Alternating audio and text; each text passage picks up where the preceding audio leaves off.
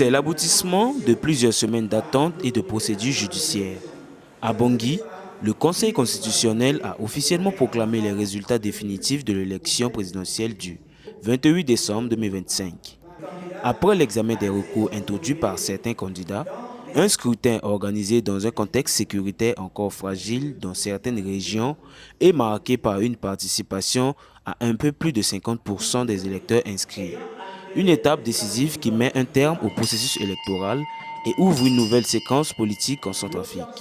Le candidat Faustin Archange Touadéra, ayant obtenu 1 5 451 voix, soit la majorité absolue des suffrages valablement exprimés au premier tour de l'élection présidentielle du 28 décembre 2025, avec un pourcentage de 77,90%, est proclamé élu président de la République centrafricaine. Avec 1 5 451 voix, soit 77,90% des suffrages exprimés, Faustin Archange Touadéra est réélu dès le premier tour.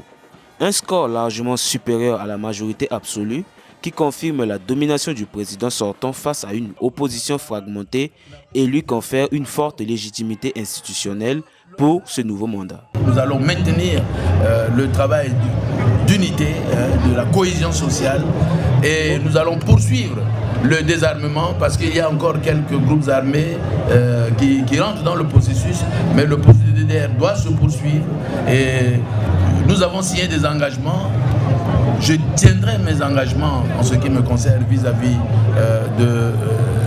des groupes armés. Un discours de continuité centré sur la sécurité et la cohésion nationale.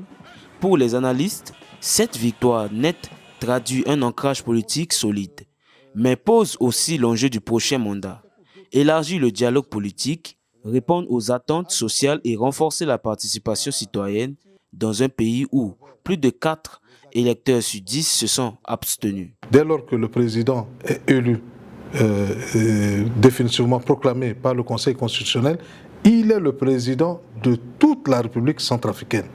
Il n'y a plus d'opposition, il n'y a plus de majorité, quand bien ils seront appelés à jouer leur partition à travers l'animation de la vie politique, mais j'appelle chacun de ceux qui ont échoué aujourd'hui à la retenue et à privilégier l'intérêt général.